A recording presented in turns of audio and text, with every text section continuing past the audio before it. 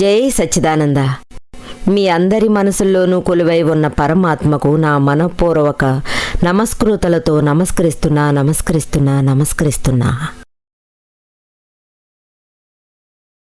అమ్మ, నాన్న, పిల్లల తాలూకు కొన్ని విషయాలు ఈవేళ ఇంకా తెలుసుకుందాం. గత కొన్ని ఎపిసోడ్స్లో ఆస్తి వ్యవహారాలకు సంబంధించినవి మనం తెలుసుకున్నాం. ఈ తల్లిదండ్రులు ఆస్తిపాస్తులను పిల్లలకి ఏమాత్రం ఇవ్వాలి? ఇంకో ప్రశ్న కూడా తలెత్తుతుంది. బట్వాడా చేసే టైంలో ఆడవాళ్లకు ఎంత ఇవ్వాలి, మగవాళ్ళకి ఎంత ఇవ్వాలి? అధికారం అనేది ఆడవాళ్లకి సమపాళ్లలోనే ఉంది. మన ఇండియాలో ఈ హక్కులనేవి ఆడవాళ్ల విషయంలో తక్కువగానే ఉన్నాయి, మగవాళ్ళకి ఎక్కువగా ఉన్నాయి. ఏమవుతుందంటే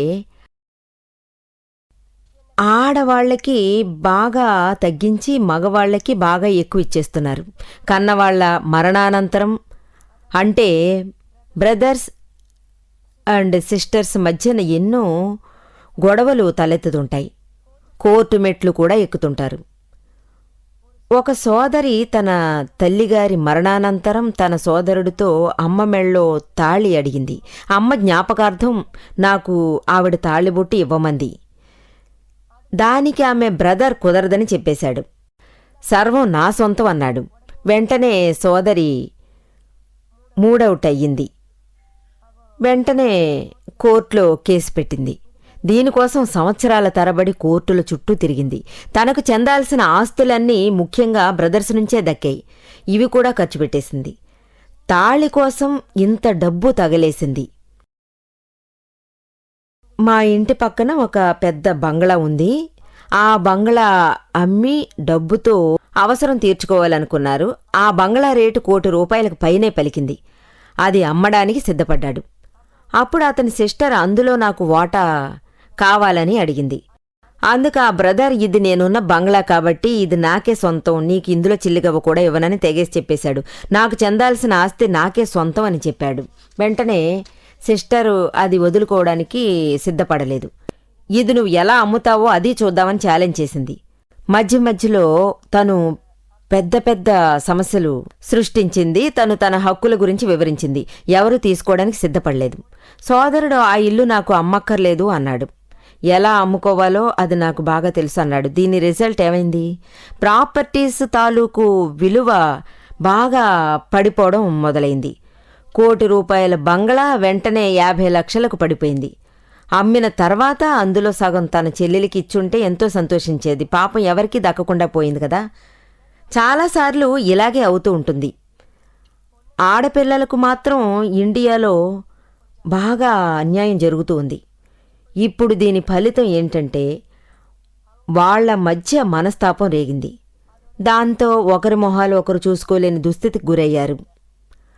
ఆ రకమైన సిచ్యువేషన్ ఎదురైంది. ఇప్పుడు నేను నా తండ్రి గురించి చెప్తాను. ఆయనకి మొదట్నుంచి ఆడపిల్లలంటే చాలా ఇష్టం. ఆయనకి 5 మగపిల్లలు, ఆడపిల్లలే లేరు. అప్పుడు నేను మా అమ్మ గర్భంలో ఉండగా నాన్నగారు మాకు ఆడబిడ్డ కావాలని దేవుణ్ణి ప్రార్థించారట. కాలానుగుణంగా అది సాధ్యపడిన విషయం. ఆ రోజుల్లో ఆడపిల్లలంటే చాలు, వెంటనే మట్టు పెట్టేస్తారు. ఆ సమయంలో నాన్నగారు ఆడపిల్ల కావాలని కోరుకోవడం నిజంగా ఆశ్చర్యకరమే. ఎలాగైనా తనకు ఒక ఆడపిల్ల పుట్టాలని చాలా ఆశలు పెంచుకున్నారు. ఆయన ఆశ సంపూర్ణంగా నిజమైపోయింది. నేను పుట్టిన వెంటనే నాన్నగారికి పట్టరాని ఆనందమని అందరూ అనేవారు. ఆయన పల్లెలో బ్యాండ్ మేళాలతో వైభవంగా ఈ న్యూస్ తెలియజేశారు. ఊళ్ళో అందరికీ ఆయన స్వీట్స్ పంచారు. అక్కడితో ఆయన ఆగిపోలేదు. ఆయన పుట్టిన దగ్గర్నుంచి మగపిల్లలను ఎంత స్వేచ్ఛగా పెంచారో అదే స్థాయిలో ఆడపిల్లను కూడా పెంచారు. గొప్ప మల్టీమిలియనర్గా వెలుగొందారు. బ్రదర్స్ కూడా ఇదే బిజినెస్లో ఉండిపోయారు. వాళ్ళు కూడా విజయవంతంగా బిజినెస్ చేయసాగారు. ఈ క్షణం దాకా వాళ్లలో మార్పు రాలేదు. మీ షేర్ మీకే చెందుతుంది, ఓపిక పట్టండని ఆయన మాతో పదే పదే చెప్పేవారు. మీకు తండ్రిగారి ఆస్తిలో వాటా ఉందని చల్లని మాట అనేవారు. మీరు మీకు చెందాల్సింది తీసుకోండి అనేవారు. ప్రజల డొనేషన్ డబ్బు గాని మీ కష్టార్జితం గాని ఖర్చు పెట్టాల్సిన పని లేదు అన్నారు. మీరు గత జన్మలో బాగా పుణ్యం చేసుకుని ఉంటే మీరు ఎక్కడికెళ్ళినా ఆ సహాయ సహకారాలు అందుతాయి. మొదట్నుంచి నేను దాదాజీతో ఉన్నందువల్ల ఈ విషయాన్ని నేను ఆయన నుంచి బాగా నేర్చుకున్నాను. మన ఖర్చులు మనమే భరించుకోవాలి. మన ట్రావెలింగ్ ఎక్స్పెన్సెస్ మరియు భోజనాల ఖర్చులు వగైరా మన పర్సు నుంచే తీసి ఖర్చు పెట్టాలి. అంటే ప్రకృతి కూడా ఇక్కడ మనకు తోడుగా నిలుస్తుంది. అది ఎక్కడ మనం ప్యూర్గా జీవిస్తామో అక్కడ సృష్టి కూడా అండగా నిలిచి కొండంత బలం అందిస్తుంటుంది. మా నాన్నగారు నేను పుట్టినప్పుడే బిజినెస్లో నాకు షేర్ కేటాయించారు. అది నానాటికి పెరిగిపోతూ ఇప్పటికీ పెరిగిపోతూనే ఉంది. ఎప్పుడు ఎక్కడికి వెళ్ళినా డబ్బుకు మాత్రం లోటు రాలేదు. సో ఇది మన తల్లిదండ్రులందరికీ ఒక రిక్వెస్ట్గా భావించొచ్చు. మీ ఆడపిల్లలను వేరు చేసి చూడకండి. వాళ్ళు మీ రక్త సంబంధమే అని మర్చిపోకండి. లేదంటారా మీ శక్తికి తగ్గట్టు ఏదైనా పంచిపెట్టండి. మీ చేజేతులా తీసివ్వండి. జీవితాంతం ఏ ఆడపిల్లైనా తన కన్నవాళ్లను గుర్తుంచుకుంటుందా చెప్పండి? ఎందుకంటే ఆడవాళ్ల జీవితంలో సుఖదుఖాలు సరిసమానంగా ఉంటాయి కదా. దుఃఖంలో ఉన్నప్పుడు వాళ్ళ నాన్నగారి డబ్బుతో వాళ్ళ అవసరాలు తీర్చుకోవచ్చు. అలాగే గౌరవ మర్యాదలు కూడా దెబ్బతినవు. ఆ రోజుల్లో పాతకాలంలో ఆడవాళ్లు అంతో ఇంతో అవమానాలకు గురయ్యేవారు. పుట్టిన వెంటనే ఆడపిల్లలను చంపేసేవారు. ఎందుకంటే ఆడపిల్లలే అక్కర్లేదని భావించేవారు. చాలా పెద్ద బరువు బాధ్యతే. మరి వాళ్ళకి పెళ్లి చేయాలి, కట్న కానుకలు ఇవ్వాలి. ఈ విషయాలన్నీ తల్లిదండ్రులకు కుంపట్లా ఉండేవి. ఆడపిల్లలు 2-3 పుడితే వాళ్ళని చంపడమే కరెక్ట్ అని వాళ్ళు ఆ నిర్ణయం తీసుకునేవారు. ఆ రోజుల్లో నిలదీసి అడిగేవాళ్లు ఎవరూ లేరు. ఈ రోజుల్లో ఉన్నట్టు ఆ రోజుల్లో హత్యలు తక్కువే. కానీ ఈ కాలంలో అబార్షన్లు విపరీతంగా జరిగిపోతున్నాయి. అందువల్ల మొదటే అబార్షన్ చేసి దాని అంతు తేల్చేస్తున్నారు. ఎందుకంటే ప్రెగ్నెన్సీ టెస్టులు అవి చేస్తున్నారు. ఇప్పుడు ఏమవుతుందంటే గర్భంలో శిశువు ఎవరని తెలుస్తుంది. ఆడపిల్లని తెలిస్తే అక్కర్లేదని మనం వెంటనే అబార్షన్ చేయించుకోవచ్చు. మగపిల్లవాడైతే ఏం పర్వాలేదంటారు. ఇది మెచ్చుకోదగ్గ విషయం కాదు. గర్భంలో ఎందుకని శిశువుని హత్య చేయాలి? హత్యకు సమమైన విషయం కదా. అందరికీ బతికే హక్కు ఉంది.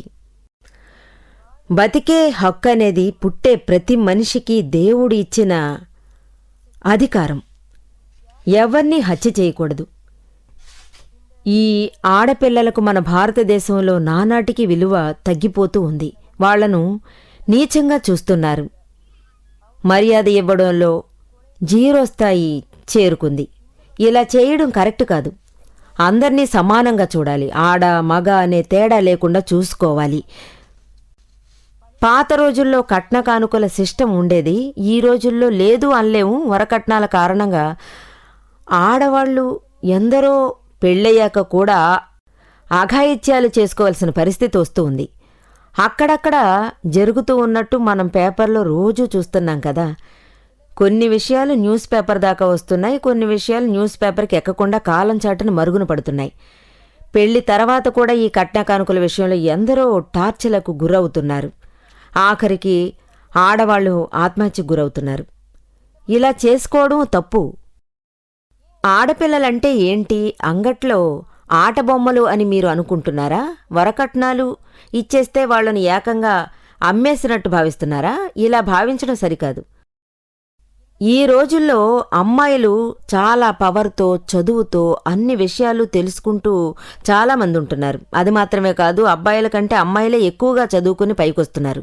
చదువులో హుషారుగాను స్మార్ట్గాను ఉన్నారు. వాళ్ల స్వయం శక్తితో ఎదిగి ముందుకెళ్తున్నారు. వాళ్ళు కూడా బిజినెస్లని, ఉద్యోగాలని పరుగులు తీస్తున్నారు కదా. ఈ రోజుల్లో ఆడవాళ్లు ఇలా చురుగ్గా ముందుకు దూసుకొస్తున్నారు.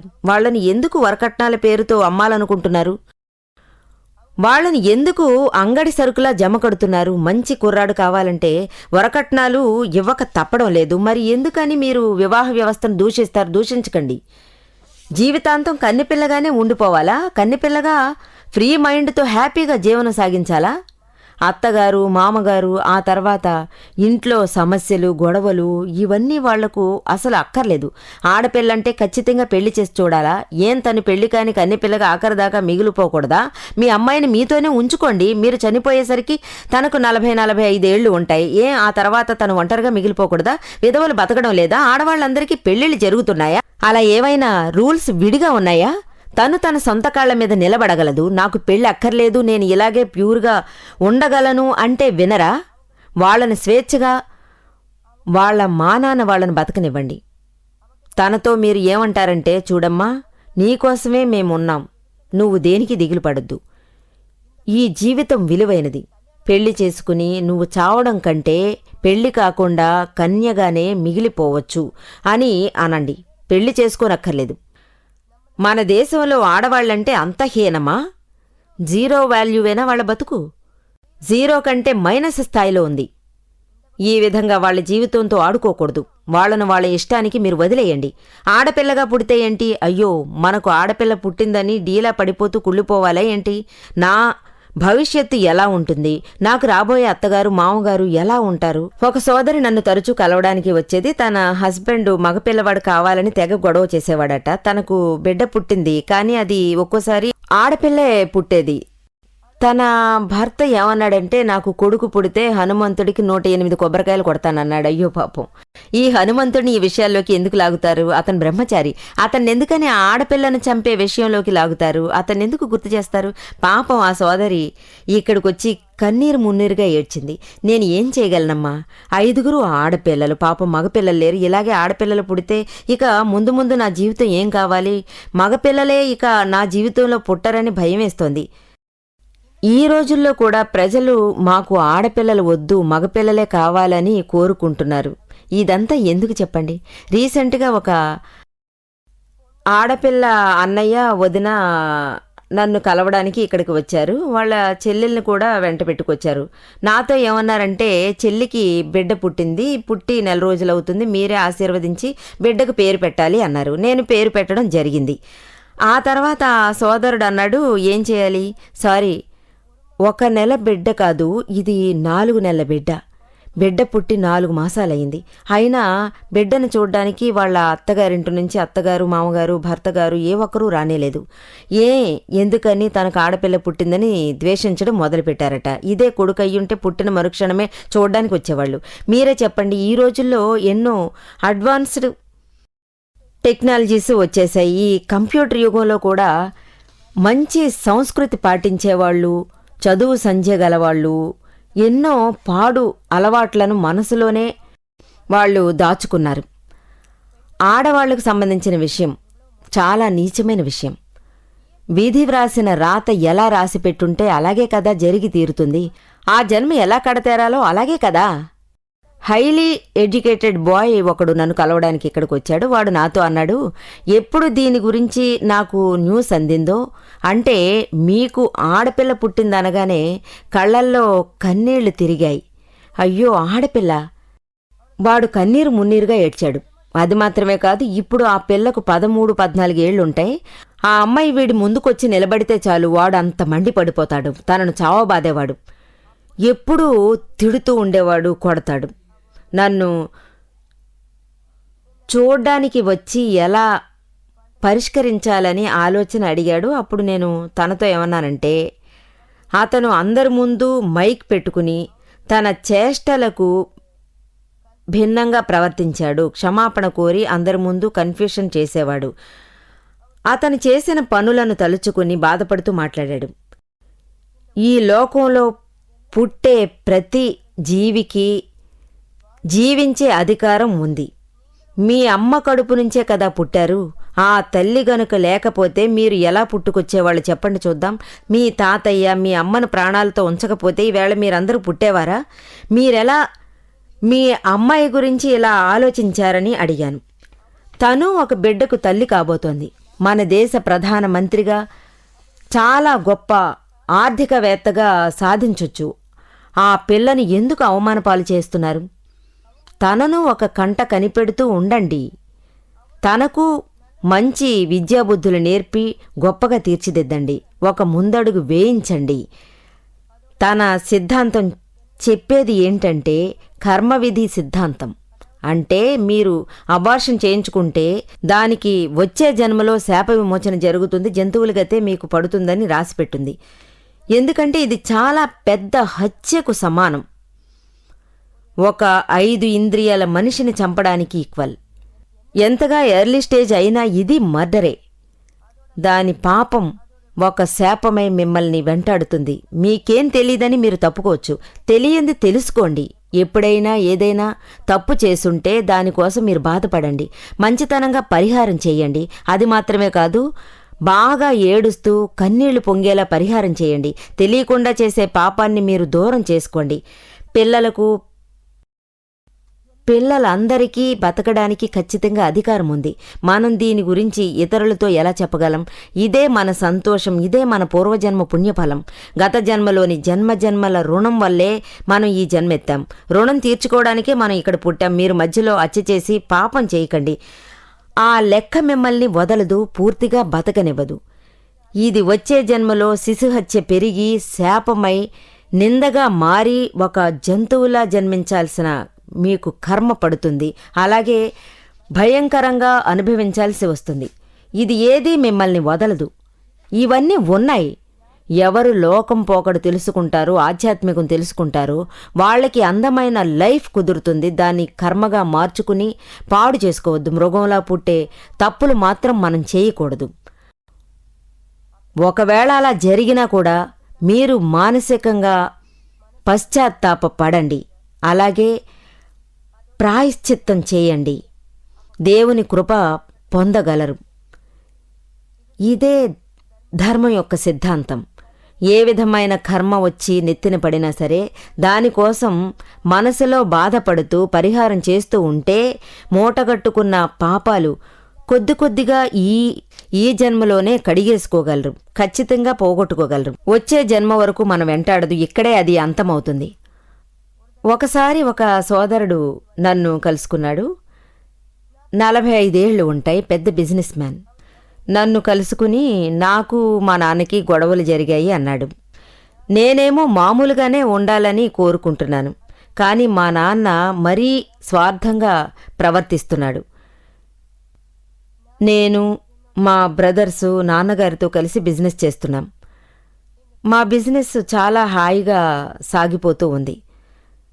కానీ ఎందుకో మరి నాకు మా నాన్నకి కొంచెం కూడా సర్దుబాటు కాలేదు. అందువల్ల ఆయన నన్ను తప్పుగా అర్థం చేసుకుంటున్నారు. ఆ కారణంగా ఆయన ఎప్పుడూ నా మీద మండిపడుతూ ఉంటారు, నన్ను బాగా అవమానాలకు గురి చేస్తున్నారు. అందువల్ల నాకు ఇష్టం ఉండట్లేదు. ఎప్పుడూ ఈ బిజినెస్లో కాంట్రడిక్షన్ అనేది మరిచిపోలేకపోతున్నారు. ఏం చేసినా నాన్నగారికి అస్సలు నచ్చడం లేదు, గొడవ పడుతున్నారు, ఇబ్బందిగా ఉంది. అందువల్ల విడిగా వెళ్ళి బిజినెస్ చేస్తూ ఫ్యాక్టరీ ఒకటి నేను పెట్టుకున్నాను. ఊరు వాడికి మాత్రం నేను మా నాన్న వేరు పడ్డామన్న సంగతి తెలియకూడదని ఇలా చేస్తున్నాను. బయట ఎవరికీ నేను విడిగా బిజినెస్ చేస్తున్నట్టు తెలీదు. ఇద్దరం కలిసి కలుపుగోలుగా ఉన్నాము అనుకుంటున్నారు. కానీ నేను విడిగానే బిజినెస్ చేస్తూ ఉన్నాను. నాన్నగారికి నా మీద కోపం పెరిగింది. విడిగా వెళ్ళి బిజినెస్ చేసినా ఆయన తీరు మారలేదు. అది మాత్రమే కాదు, కొడుకు మొహం మీదే తెగేసి చెప్పాడు, నువ్వు ఏమైనా చేసుకో, నిన్ను ఎదగనివ్వకుండా అడ్డుపడుతూ ఉంటాను అన్నారు. నేను నిన్ను హాయిగా నిద్రపోనివ్వను, సుఖంగా ఏమీ చేయనివ్వను అన్నాడు. ఇంత పగ పెంచుకున్నాడు. ఇంకా చెప్పాలంటే ఆ అబ్బాయి పాపం తన ఫ్యాక్టరీలో ప్రొడక్షన్ మార్కెట్లో ఏ వస్తువు వచ్చినా దాన్ని చక్కగా అమ్మడం జరిగేది. కానీ ఈ తండ్రి గారు ఆ డబ్బంతా తెచ్చుకునేవారు. ఆయన స్వయంగా వసూలు చేసేవారు. అతను పాపం ఇలాగే ఉండిపోయేవాడు. ఎలా బిజినెస్ చేయగలడు? అందువల్ల అతను ఫ్యాక్టరీ మూసేయాల్సి వచ్చింది. అతని బిజినెస్లో ఏమీ లేదని తేలిపోయింది. అప్పుడే నా దగ్గరికి వచ్చి నాకు ఏదైనా దారి చూపించండి అని అతను కోరుకున్నాడు. ఏ విధంగా నేను అతన్ని సముదాయించగలను? మనసులో భారం తీరేలా సమాధానం చెప్పండి. మా నాన్నగారు ఒంటికాలి మీద నించుని మొండిగా వాదిస్తున్నారు, వదలనంటున్నారు. ఈ సమాజంలో అందరితోనూ నా గురించి తప్పుగా మాట్లాడడం చేత ఫ్యామిలీస్లో ఎవరూ నన్ను గౌరవించడం లేదు. ఎవరూ నన్ను ఆదుకోవడానికి ముందుకు అస్సలు రావడం లేదు. ఇప్పుడు నేనేం చేయాలి? ఎక్కడికి వెళ్ళాలి? నాకంటూ ఒక కుటుంబం ఉంది కదా, భార్య బిడ్డలున్నారు. వీళ్ళందర్నీ నేను కాపాడే తీరాలి కదా. ఏ విధంగానూ నన్ను సుఖంగా బతకనివ్వడం లేదు. ఒక మంచి సభ్యత సంస్కారం గల ఆధ్యాత్మిక వంశంలో తండ్రికి కొడుక్కి మధ్య శత్రుత్వం ఎలా ఉందో చూడండి. ప్రతీకార వాంఛతో ఇద్దరి మధ్య సంధి కుదరదు కదా. ఎవరైనా తప్పు చేస్తున్నారు అంటే వెంటనే మనం ఫీల్ అయి దాన్ని అప్పటికప్పుడు పరిష్కరించే మార్గం ఆలోచించాలి. పెద్ద సమస్యగా మారేదాకా దాన్ని మనం పెంచుకోకూడదు. చిన్నగా ఉన్నప్పుడే అది తప్పని తెలుసుకుని బాధపడి దాన్ని పరిష్కరించి సమస్యను పోగొట్టుకోవాలి. తండ్రి కోసం, కొడుకు కోసం అనవసరంగా మనం చిక్కుల్లో పడకూడదు. ఇతరులను ఇబ్బంది పెట్టేలా నడుచుకోకూడదు. కన్న తండ్రే దారి తప్పినప్పుడు ఇక కొడుకు ఎలా దారిలో నడవగలడు చెప్పండి. ఇప్పుడు నేననేది ఏంటంటే, ఒక చిన్న విషయం చెబుతాను వినండి. అంటే మా ఫ్యామిలీలో జరిగిన ఒక చిన్న సంఘటన. అది మరి మనమే బట్వాడ ఇవ్వడం మంచిది కదా. మనం ఎవరికి వాళ్ళం తమ తమ ఇళ్లల్లో ఉందామన్నారు. అమ్మ నాన్న పోయాక జరిగిన సంఘటన ఇది. ఈ విషయం గురించి దాదాజీ విన్న వెంటనే ఏం చేశారంటే, ఎన్నో తప్పులు జరుగుతున్నాయి కాబట్టి తప్పులను క్షమించి ఒకరి కోసం ఒకరు నెగటివ్ థాట్స్ వదిలేసి, కష్టాలు వదిలేసి జీవిస్తే అభిప్రాయ భేదాలు ఉండవు అన్నారు. ఆ తర్వాత విడిపోవడాలు ఉండవు. ఆ పైన జీవితాంతం ఒకరి ముఖాలు ఒకరు చూసుకోగలరు. ఇలా దూరంగా ఉంటే మనుషులు దగ్గరవుతారని మన నమ్మకం. ఒకరికొకరు చూడాలన్న ఆలోచన కలిగింది అంటే అందరూ మమకారం పంచుకోవాలి, అందరూ కలిసికట్టుగా ఉండాలి. ఈ విధంగా ఉంటే వెంటనే వాళ్లను సమాధానపరచాలి. అందువల్లే దాదాజీ అందర్నీ పిలిచి విడివిడిగా బట్వాడ చేశారు. అందరికీ సమానంగా పంచారు. ఆయన చేసిన ఈ మేలు ఇక్కడ అందరూ మనసులో దాచుకున్నారు. పక్కపక్కన ఉన్నవాళ్లు మొహాలు చూసుకోకుంటే పొద్దే గడవదు. అలాగే కఠినమైన పరిస్థితులు దాటేసి ఇక్కడికి వచ్చిన తర్వాత ఫలితం సాధించొచ్చు. ఆ తర్వాత ఒకరినొకరు మొహాలు కూడా చూసుకోలేరు.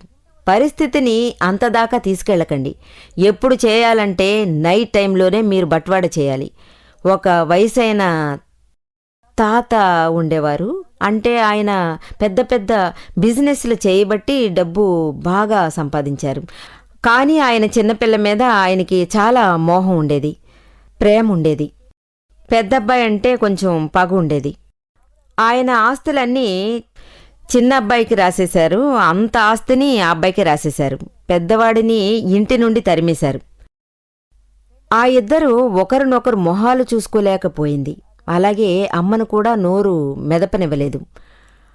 ఆ స్థాయిలో పగ పెంచుకున్నారు. ఆస్తి పంపకాల విషయంలో ఇద్దరికీ సమంగా వాటా పంచుంటే ఈ పగ ప్రతీకారాలు ఉండేవి కావు. ఆఖరికి వాళ్ళు చచ్చిపోయేదాకా ఆ ప్రతీకారం వాళ్లలో అస్సలు చావనే లేదు. ఆ మంచి అబ్బాయి ఆస్తిపాస్తులన్నీ తల్లిదండ్రుల దగ్గరే ఉండిపోని అని వదిలేశాడు. ఇంకా చెప్పాలంటే తను మీ అమ్మ కావచ్చు, మీ భార్య కావచ్చు, లేదా అత్తగారు కావచ్చు, వేరే ఇంకెవరైనా కావచ్చు, ప్రతీకారం ఎప్పటికీ మంచిది కాదు. అది కూడా ఈ భారతదేశంలో ఆస్తిపాస్తుల విషయంలో ఎన్నో గొడవలు, ఎన్నో తగాదాలు రోజురోజుకి పెరిగిపోతూ ఉన్నాయి. ఒకరినొకరు మొహాలు చూసుకోరు, ఒకరి మీద ఒకరు వేటు వేయడానికి సిద్ధపడుతున్నారు. పెద్ద పెద్ద ధనవంతులు కూడా కోర్టుకెక్కి సమస్యను కొని తెచ్చుకుంటూ ఉంటున్నారు. బ్రదర్స్ కూడా నరుక్కునేదాకా ఎదిగిపోయారు. కోర్టుకెళ్ళి వాళ్లకు వాళ్లే చెడ్డ పేరు తెచ్చుకుంటున్నారు. ఇలా చేస్తే ఆస్తులు మనకు ఎలా దక్కుతాయి చెప్పండి? ఆ డబ్బు చూసుకుంటూ మనం ఎలా హాయిగా నిద్రపోగలం చెప్పండి? జీవితాంతం ఇలా మనం కుటుంబ గొడవలతో, అన్నదమ్ముల మధ్య, తండ్రి కొడుకుల మధ్య జీవనం ఎలా సాగించగలం? దీనివల్ల ఫలితం ఏముంది? బాగా ఆలోచించండి. జై సచ్చిదానంద.